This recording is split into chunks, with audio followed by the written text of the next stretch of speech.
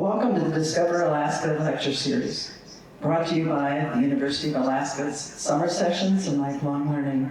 My name is Althea St. Martin, and I'll be your host for this summer session. The Discover Alaska series is now in its 16th season, and this year the programs are held here at the BP Design Theater, which is located in our new engineering building on the UAF campus. We have an interesting program tonight from our speaker, Andy Seitz. He is a professor of fisheries in the College of Fisheries and Ocean Science and an affiliate researcher at the Alaska Hydrokinetic Energy Research Center and the Pacific Marine Energy Center. His research takes him throughout fresh and marine waters of Alaska and beyond, while trying to unlock the secrets about fish behavior. His topic tonight is, can clean energy and fish coexist? By using monitoring and research efforts, they are studying the collision risks of hydrokinetic energy devices and fish. Please help me welcome Andy Seitz. Okay. Thanks for coming, everybody. Two of these people had to be here because they're my mother and daughter, and I made them come along. And so I thank the other two people that are here. Like Althea said, I'm Andy Seitz. I'm a researcher and I'm a professor of fisheries at the College of Fisheries and Ocean Sciences here at the University of Alaska Fairbanks. And I'm also an affiliated researcher at the Alaska Center for Energy and Power. And they have several centers within that the center, and I'm affiliated with the Alaska Hydrokinetic Energy Research Center. And then we are housed in a bigger organization called the Pacific Marine Energy Center, or we're affiliated with them, and so I'm an affiliated researcher at these two places. And today I'm going to talk about, can clean energy and fish coexist? And this is the turbine that I'll be talking about today. And so you'll see a lot of this, and I'll tell you about, or try to answer the question, can clean energy and fish coexist? So the roadmap of the talk today is I'm going to introduce a dilemma, and to do that I'm going to introduce what clean energy is and talk about the trade-offs of clean energy because they do create ecological risk. And so in this case we'll be talking about fish as the ecological risk, and I'll be talking about the theory of the ecological risk and then the practice of assessing that ecological risk, and then the challenge of, once we understand portions of that ecological risk, how do we scale it up to populations? And so mainly what I'll be talking about today is the practice of understanding ecological risk and the challenge, the scaling portion of the talk. And so to do this, I'm going to illustrate these concepts with a case study. And so I'll be talking about how we get our observations. I'll summarize the results real quickly, and then I'll briefly go into how to scale up to population levels and try and draw inference on whether there's actually a population level effect of clean energy on fishes. And I'll reiterate, if there's questions as we go along, feel free to ask as we go along. So the dilemma, I'll introduce clean energy first, and I stole this directly from Wikipedia, is that clean energy is defined as useful energy that is collected from renewable resources which are naturally replenished on a human timescale, including carbon neutral sources like sunlight, wind, rain, tides, waves, and geothermal. And there's probably more that I didn't think of, but these are the big ones. The picture on the left here illustrates some of the land-based renewables or clean energy, and then the picture on the right is water-based, some of the water-based renewables, including tidal kites, tidal oscillators, and then I'll be focusing on what I refer to and what the industry refers to as the spinny things. And these are things that spin to create electricity. And the spinny things come in a lot of different forms. They come in these helical structures, like the one on the upper left. They come in fan-like structures, like the one on the upper right. And they are propeller-type structures, and then fan-like structures on the lower left, and then a vertical axis helical structure, like the one on the lower right. And today I'll be focusing on the one on the upper left, which is a horizontal axis helical energy converter. And the dilemma here is that hydropower provides a lot of benefits, but there's also a cost to hydropower. The social benefits are that it provides a diversification of energy sources. It provides clean power, which I already defined, and with a goal of reducing, particularly in rural areas, reducing the price of energy if you can offset diesel costs. And diesel costs rural energy, $10 a gallon, and so sometimes electricity is over $1 per kilowatt hour. And it's really high. But when you put a spinny thing in a river, it incurs ecological cost. And so in the case that I'll be talking about today is collision risk of fishes. And the ecological risks scale up, or can scale up to population level effects. And so you can start getting into trade-offs between clean energy and fisheries, clean energy and culture, and a variety of other trade-offs. And those are what we'll talk about today. So I've talked about collision risk, and collision risk is the risk of a spinning part of a turbine actually striking a fish and killing it. And so here, and the theory behind understanding collision risk is that you observe how many fish a turbine strikes and determine the effects of the strikes, whether they're lethal or not, and then if they're not lethal, whether they're sublethal physiological effects that may affect the fish's reproductive output or some other key portion of the life history of the fish. And so here's a picture taken off of the Orkney Islands of a tidal turbine with a bunch of European cod-like fishes. And the tide is not moving there, and so these fish are gathering around this. But when the tide spins and the fan spins, or when the tide goes and the fan spins, one of these fish may be struck by it. This makes it look easy to do, and in practice, understanding collision risk is really challenging, and people have been trying to do it for over a decade.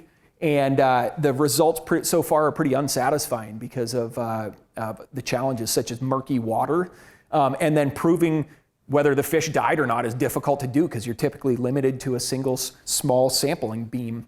And so this picture here illustrates some of the challenges we face. There's actually a turbine in the background, and you can see some of the foil here very faintly. And then you can actually see a fish here. And so that fish is in 5 consecutive video frames that last 0.4 seconds. And so we're supposed to try and figure out what happened to that fish in 0.4 seconds in murky water. And so it creates a lot of challenges. And we obviously can't overcome all these challenges in one fell swoop. And so we're trying to build a body of knowledge as we move through this.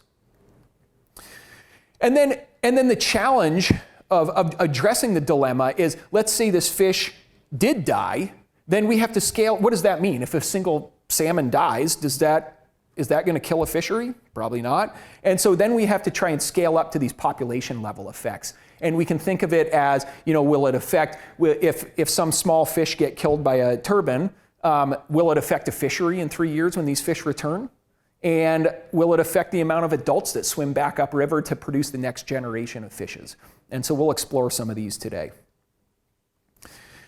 And we'll do this by highlighting a case study which was done in Queejac, Alaska, which is the starred location.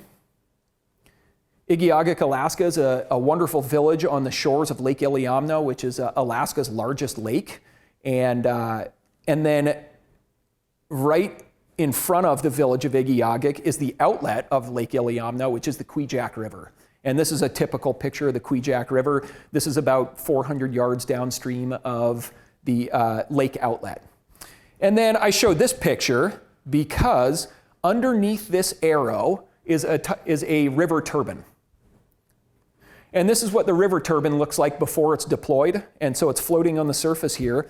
And these pontoons here are full of air right now, but you can pump water in those. That sinks down into the riverbed, and the water flows over the helical coils there and makes those helical coils spin, and then the spinning motion creates electricity through this turbine generator unit here. Okay, so this is what it looks like from above when it's deployed. So this is sitting on the riverbed. This is in about 18 feet of water, 5 meters of water. The substructure of the turbine is about 2 meters high. The turbine takes up the middle portion of the water column, and then there's about a meter of water, or about 1.5 meters of water on top of the helices, the coils here that cause the spinning motion. And water flows from top to bottom here, so it's flowing towards the viewer. And then also in the river, moving downstream, in the second half of May and the first half of June are millions of sockeye salmon smolts. So Lake Iliamna and the Queejac River partially support the Bristol Bay sockeye fishery, which is the largest sockeye fishery in the world. And in any given year, between 1.5 million and 15 million sockeye salmon swim upstream. The adults do swim upstream. They spawn in the lake and they produce eggs. The eggs hatch into little youngsters called alevin. The alevin grow into fry, and they grow for about a year or two and get to be about 2 to 3 inches in the lake.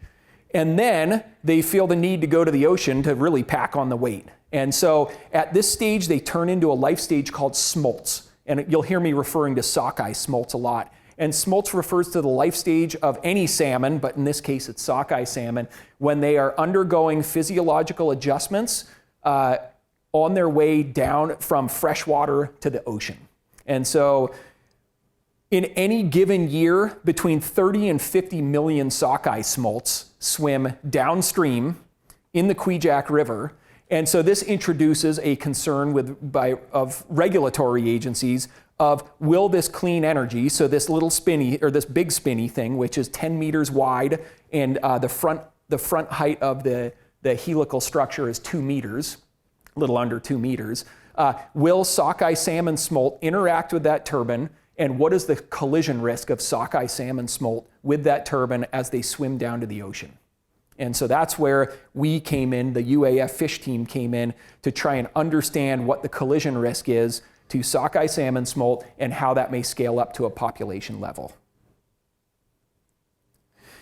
To do this, there's a camera mounted on the side of the turbine.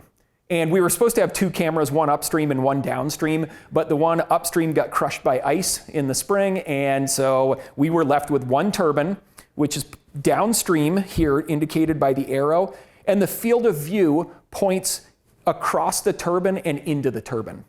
And this field of view is about 2 meters long, and it's got a 25-degree beam angle, and that comes in handy later on when we start scaling up to population levels. But this schematic gives you an idea of where this camera is pointing.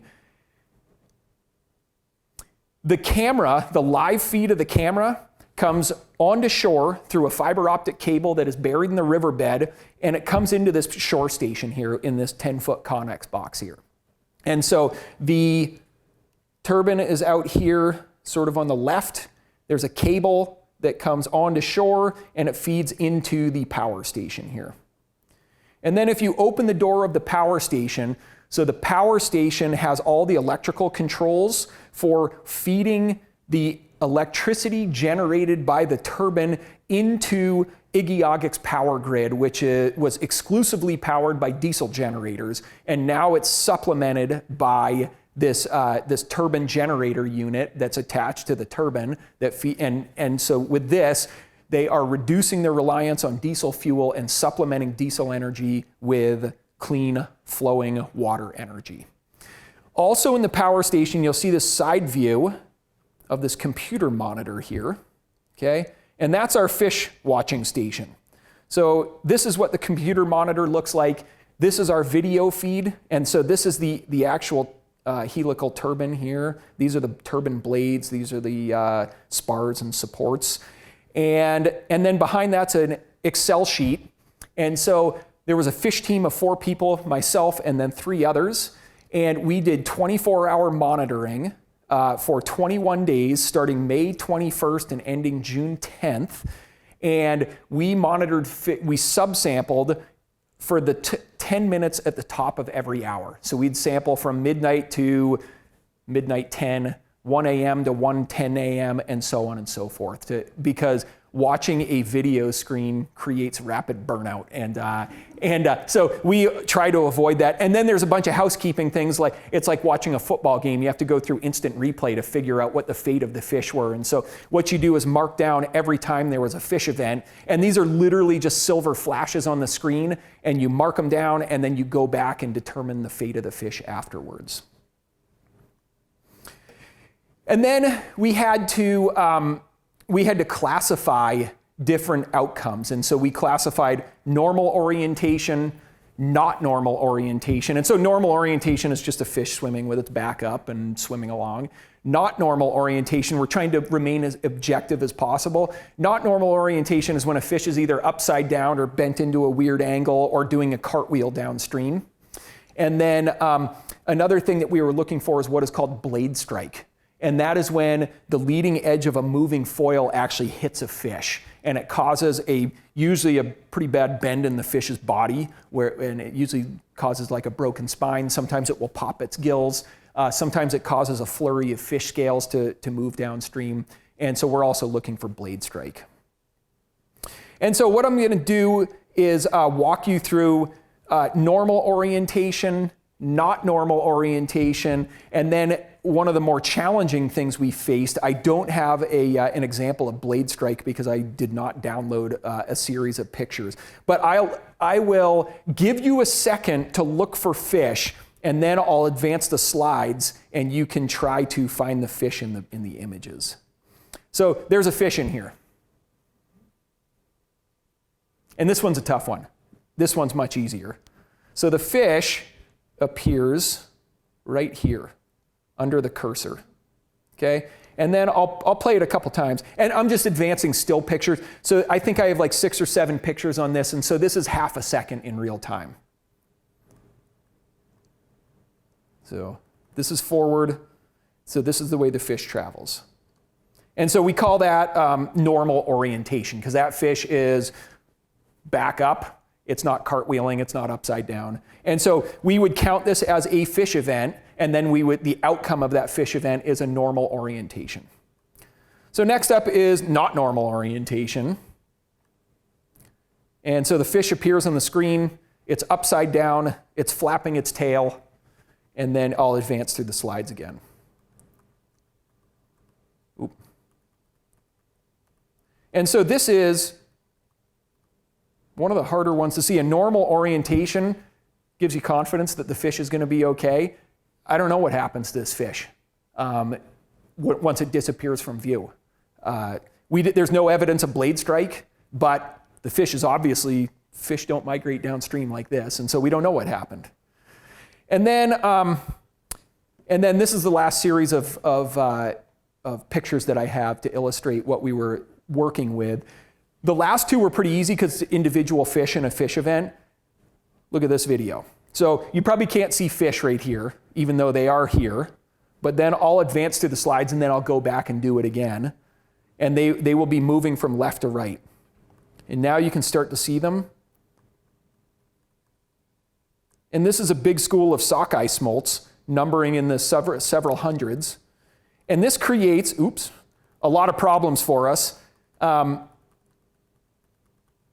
Because it's difficult to keep track of individual fish because they appear, they disappear, depending on which way they're oriented to the artificial light. So this picture is taken at night. There's an artificial light. And so if a fish moves just slightly and it shows you its back, then it doesn't reflect anymore. And so these fish appear, they reappear.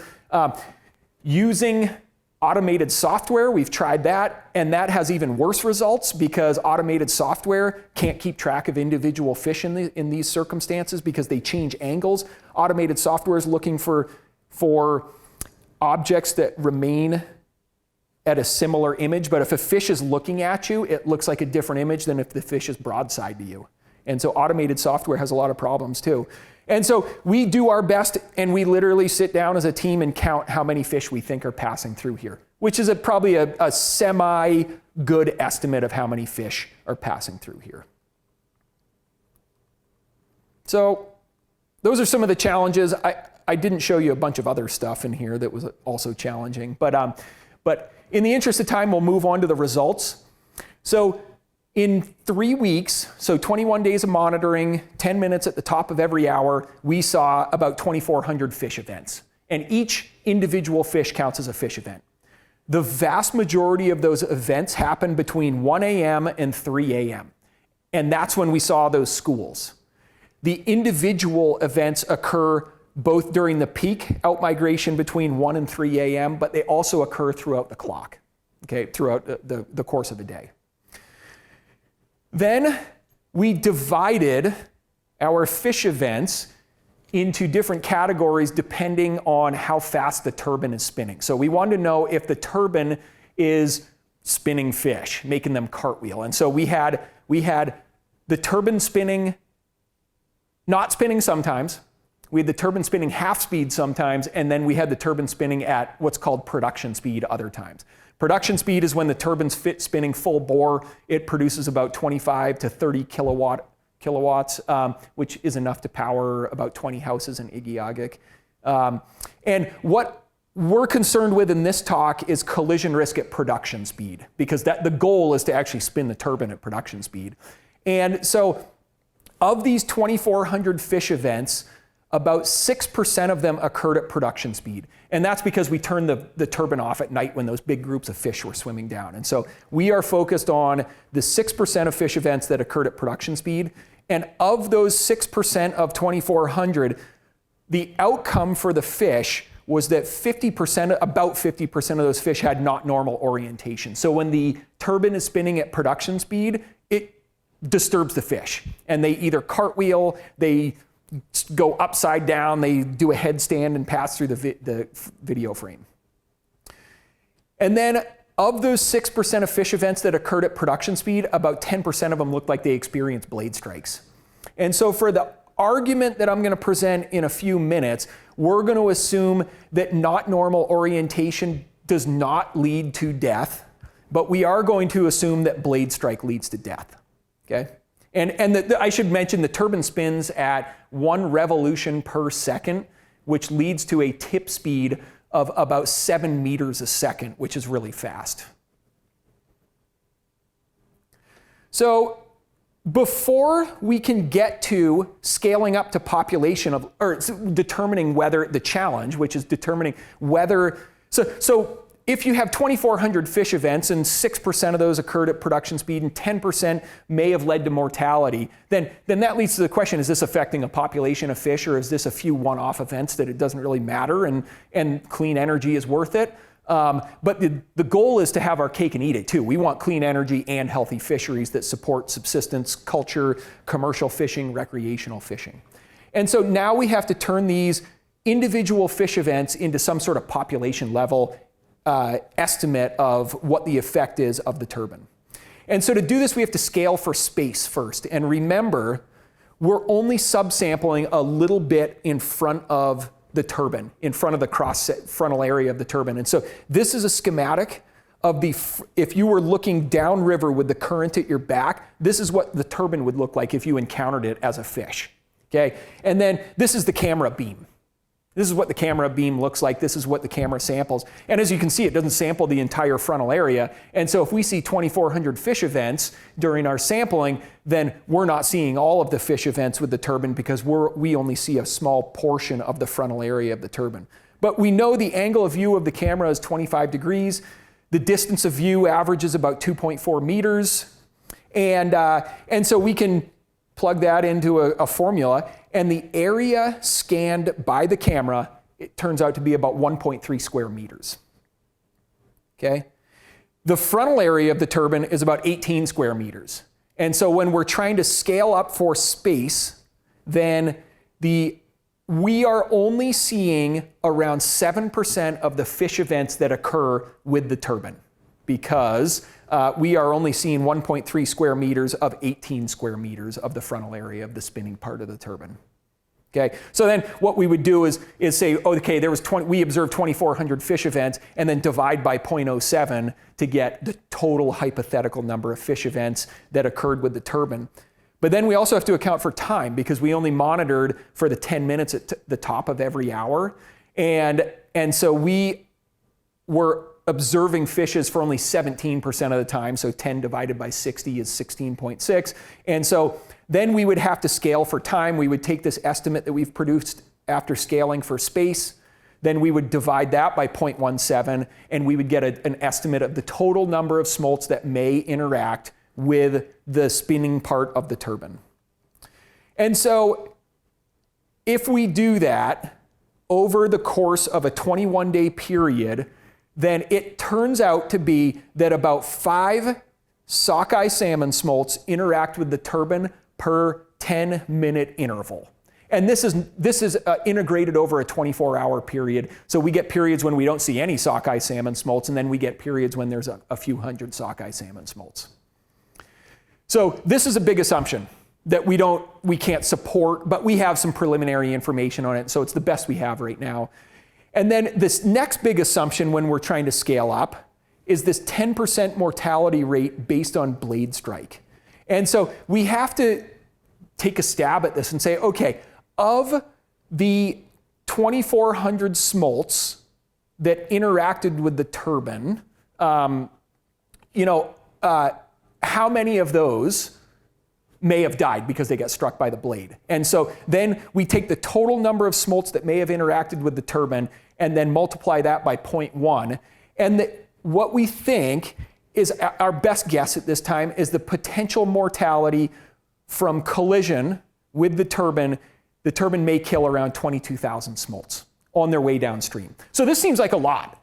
And I was actually surprised by this, even though I shouldn't have been. But we have to keep this in context of in any year, there's 30 to 50 million smolts swimming downstream. And so this actually is a really small proportion of the overall group of smolts swimming downstream. So this is interesting, but it doesn't directly address our question of, will the turbine have impacts on a population of sockeye salmon? Because of those 22,000 smolts, not all of those will live to reproduce themselves. And so sockeye salmon smolts are small, they enter the ocean. The ocean's a horribly dangerous place for a small fish. And so probabilistically speaking, most of those smolts will die anyway. And so what we're really interested in is determining how many adult equivalents are those 22,000 smolts. And we can do that by assuming a marine survivorship of 10%, which is pretty well researched in the literature. There's marine survivorship estimates of 5 to 15%, and the Bristol Bay stocks generally have around 10 to 12% marine survivorship. And so that means for every 100 smolts that swim out to the ocean, 10 of those will return to spawn as adults. And so by multiplying these hypothetical 22,000 smolts that were hypothetically killed by the turbine from collision by a marine survivorship rate of 10%, our adult equivalent mortality is about 2,200 adults. And so that turbine, the spinning turbine, hypothetically, if our assumptions are remotely close, may have killed about 2,200 adult salmon. In 21 days? Yes. Yeah. Okay. And these are the adults. These are the smolts that live to be adults and return to the lake 3 years later. And so these are not, the turbine doesn't kill adults, it kills adult equivalents under the assumption that 10% of the smolts that swim out to the ocean will return as adults. And so adult equivalents are they're hypothetical smolts that will live to adulthood. So, and this is based on the 21-day monitoring period, which is when, based on previous research, probably 95% of the smolts swim out. They trickle out before the 21-day period, they trickle out after the 21-day period, but the bulk of animals swim out in that 21-day period. So 2,200 adults is pretty interesting, but you really need to understand that in the context of how many fish there are total to get at the ecological effects and the trade-offs that these turbines may be producing. And so the escapement goal for Lake Iliamna is 2 to 10 million adult salmon. And so an escapement of salmon are the adults that escape marine predation, they escape starvation, they escape commercial fisheries in the mouth of out in Bristol Bay, they escape recreational fisheries in the river, they escape subsistence fisheries in the river, and they get to the spawning grounds. And so escapement is a salmon biologist term for an adult fish that actually makes it to the spawning ground because they escape all the sources of death and they die naturally after spawning. And Fish and Game, Alaska Department of Fish and Game manages salmon systems in the state of Alaska it's called an escapement goal-based system. And they manage fisheries based on trying to get a certain number of fish to spawning grounds. And so if there's very few fish, Fish and Game closes commercial fisheries and sport fisheries and subsistence fisheries to allow increased escapement to spawning grounds. If the run looks big, then the fisheries are very liberal because the escapement goal will be met with some of those adults that escape fisheries. So the escapement goal for Lake Iliamna is 2 to 10 million adults, meaning that Alaska Department of Fish and Game wants 2 to 10 million adult sockeye salmon, seen here in the bottom picture. They want 2 to 10 million adults to spawn in Lake Iliamna. So then we compare the adult mortality caused by, or the hypothetical adult equivalent mortality caused by the turbine to the escapement goal, and it turns out the turbine may be killing anywhere between 0.02 and 0.1% of adults that would have escaped to the fishery, or to the lake to spawn. So then you say, okay, so if we're missing 0.02% to 0.1% of the adults on the spawning ground, will that have ramifications for the next generation of fishes? And the answer in a population dynamics context is no, because salmon are density-dependent creatures, and so if there are fewer fish, that means more resources for the existing fish in the form of food.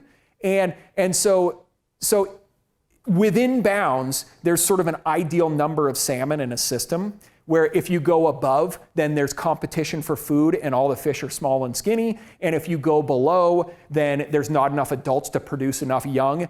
And this escapement goal is smack dab in the sweet spot of what Fish and Game wants on the spawning grounds. And so if you remove 0.02% to 0.1% of those adults, it won't have implications for the abundance of the next generation of salmon. So it appears that fish and clean energy can coexist. So the conclusions, and this is my second to last slide. This is very preliminary information. We're the only group in the world doing this. Nobody else has even used optical cameras to assess this, so this is really exciting work. Other groups have had to use, and which is what I use on the Tanana River, we try and net fish behind a turbine and assess if there's injuries. We use sonar, and sonar provides really coarse resolution compared to optical cameras. And so this is, even though this is really preliminary information and we still have a lot to learn, this is great information. The scaling up portion includes many assumptions that need to be tested. So assumptions are a way of moving science forward and knowledge forward, but you have to revisit assumptions. You can't just assume something and then leave it alone because you don't know if it's true or not. But nevertheless, it provides the first glimpse into whether fish and clean energy can coexist.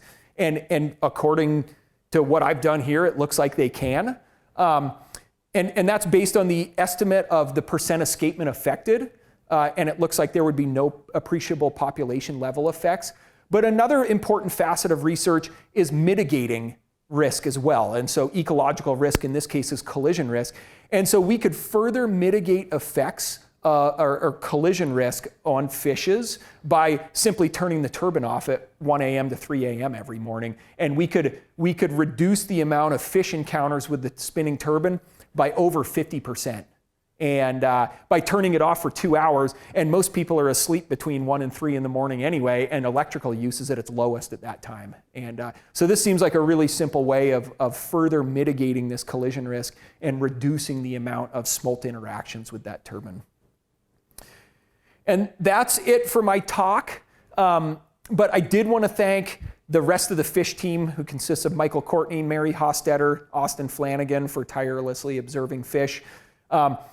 This work was spearheaded by some great people at the Queejac Village Council, and they invited us to partner on their project, and I'm forever grateful. They're great project partners. These are Alexandra Salmon, Carl Hill, and then there's a whole host of other characters in Queejac that help out. And then the turbine's manufactured by a Portland, Maine-based company called Ocean Renewable Power Company. They're largely Portland headquartered, but they have an office in Anchorage. And these are the 4 people that I largely worked with ORPC, and then they have a whole other team of about 30 people involved in this.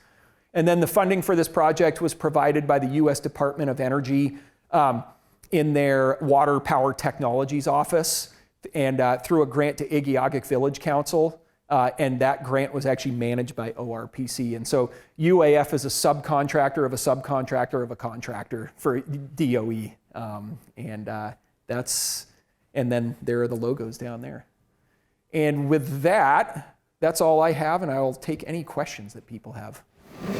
Are these turbines put in, once they're put in, are they in? Oh, sorry.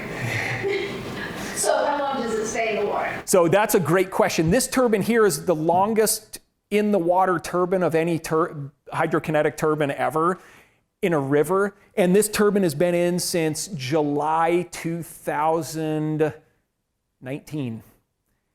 They do require annual maintenance. They do get beat up by rocks and just suspended debris, wood. They get clobbered by ice. There's actually some blades that are cracked and so on and so forth. So they require annual maintenance, and that's another potential mitigation strategy, is to do your annual maintenance during the smolt-out migration, and that way you completely remove the encounter risk of 95% of the sockeye smolts. Couldn't you develop some kind of screening that could go over it that would just divert the fish away from it or around it? Yeah, and that's that's a really good idea. The screening would actually change your hydraulics and change the amount of energy that would hit the turbine. But so that's one potential solution, but there's also other scare tactics. And so salmon respond to certain wavelengths of light and show, it's the fancy words, negative phototaxis, but it's basically an aversion to light of certain wavelengths. And so they also have an aversion to bubble curtains and strobe lights. And so you could put a strobe light of a certain wavelength with a bubble curtain in front of it and steer fish away from it. That's how people in aquaria keep fish from bumping into glass. And so there's a lot of potential mitigation strategies.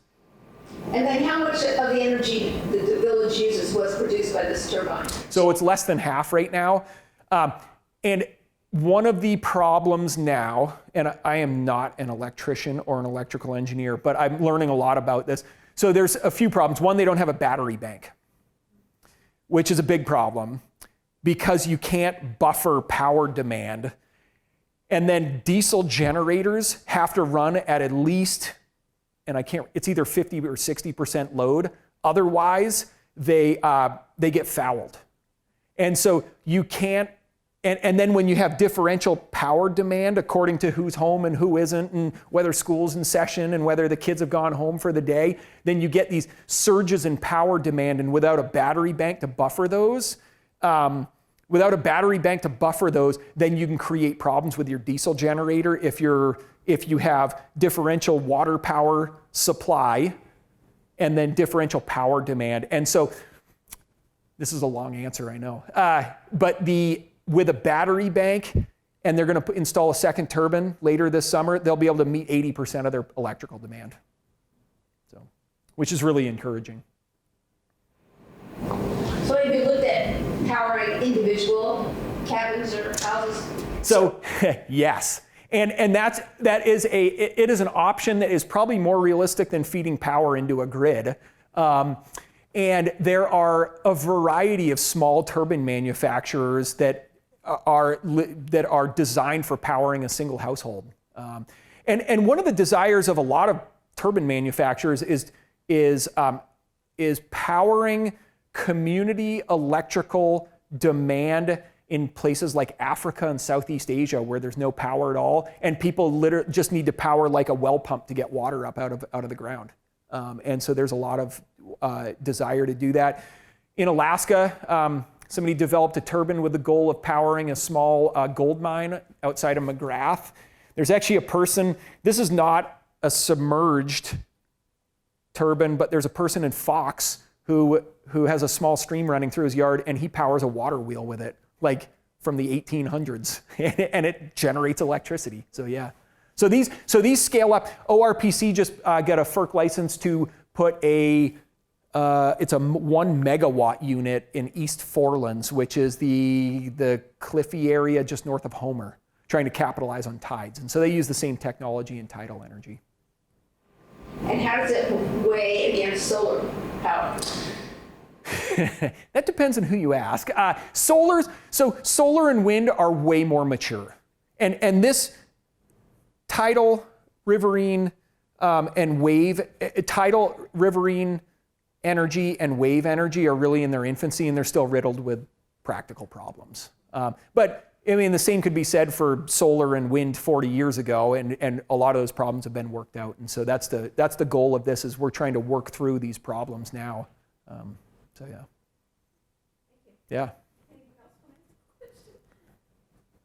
Did you see any indication that fish have an avoidance? Small fish coming downriver are avoiding the device? No, and that was the biggest lack of context that we had, and that's because that upstream camera got crushed by ice, and so we did not have any indication of what was going on upstream. So it's not that we didn't have an indication of avoidance, it's that we didn't have any information at all, and so we don't know what was going on upstream, and it drove us nuts. And it wasn't anybody's fault, but so there is a new camera installed, and hopefully we'll get. So when it comes to scaling this thing up on a production level, could you place those in series? Yes, If you go across the river, potentially you're going to chew up a lot of political problems. Yes, absolutely. And so the second one that's getting installed is being installed about 200 yards downstream. And so you have to install them in series, but far enough apart where the subsequent turbines are not in the vortices of the first turbine. So because the turbine is extracting energy out of the water and causing vortices, and so you have to be downstream, out of the vortices, with enough time for the water to speed up back to its original speed. So yeah. Yeah, and you definitely would not want to put them across river, because then if fish do avoid these things, then they just simply couldn't avoid them. So it seems that from a fish and game's point of view, the issue is not particularly important, not important, that's the wrong word. The damage being incurred is something that can be accepted under a fish management point of view. The number of fish, the 2,200 and 100 fish a day impact they're having on it. But there still is the political side you got to deal with, which is how to not be accused of killing all fish. Absolutely, yeah. Can you increase the blade size and therefore decrease a larger blade should allow the turbine to turn at a smaller speed, one would think. Yeah. And there's a lot of solutions. There's more than one way to skin this cat. And Fish and Game, so being at the ground level of this research is really interesting, because Fish and Game nobody really has any experience with this, and there's no formal protocols. Like if you put up a wind turbine in Nebraska, there's protocols that you have to follow and say, how many grouse are you killing? This is how you monitor grouse. This is what you need to do. With this, we're literally just making it up as we go, based on our best educated, knowledge and opinions. And so Fish and Game, we work really collaboratively with Fish and Game and discuss ideas, and they're really interested in this because they want the same thing that everybody else wants, which is clean energy and fish all together. So. Just one last question that he reminded me of. If there's no evidence that the fish are avoiding this, is there any evidence they're attracted to it? So not for salmon smolts migrating down a river, but there is for tidal energy, and it's at slack tide. And so fish like structure in the water. And this has actually caused a problem. When the tide goes slack, the spinny part stops spinning, and it attracts all kinds of fish, like, all these pelagic fish, all these fish up in the water column, like herring and mackerel and things like that. And then if you have a bunch of juicy little bait fish swimming around, it attracts all the predatory fish. And then the substructure creates all this nice structure where these predatory fish can hide, and they turn into these predator pits where all these predators are aggregated around these things. And so there's an example of a trade-off of you have a bunch of predatory fish killing a bunch of forage fish, but then you get recreational anglers fishing around them, because like they do in the oil wells of the Gulf of Mexico, or the oil rigs in the Gulf of Mexico. And so you create there's this like cascade of unintended consequences afterwards, and you can sort of learn from other fields, and that's one of the things that we will be looking into this week. So the fish team's returning back out there with more cameras, and we're trying to determine if, like, rainbow trout, for example, are known to eat sockeye salmon smolts, and are they sitting downstream of this turbine, and every time a cartwheeling sockeye goes down the river, are they just nailing it? So. So do the fish just go down the center of the river? Could you put the, like, 2 smaller turbines on the sides and? Yeah, good question. The center of the river is the portion of the river, or the deepest, fastest part of the river produces the most energy. And so the goal, and you get, it's not a linear relationship with power and velocity. You get way more power by moving a turbine slightly over in the faster part of the river. And so that's every developer's goal. Not every fish swims down the middle of the Queejac, not every sockeye salmon smolt swims down the middle of the Queejac River, but a lot of them do. And that's one of the things we're trying to understand in the Tanana River as well as we do this experimental work. But no, so not all of them do, but a lot of them do. How's that for a vague answer? And how many of these turbines would you have to fully power this village if they had a battery? Well, they're getting a battery bank this summer, which is good. And they'd have to have 3 and then they'd be overpowered. But then I had this great idea. Everybody could buy an electric car and heat their house with electrical heat. Wouldn't that be great? And then their gasoline was $8.74 a gallon when I was there. That was my question. So, is this actually going to be efficient monetarily, or is this just not right now? No, but the goal is in the future it would be. So and it would never. I don't want to say never. It will not make sense in the immediate future where power is affordable.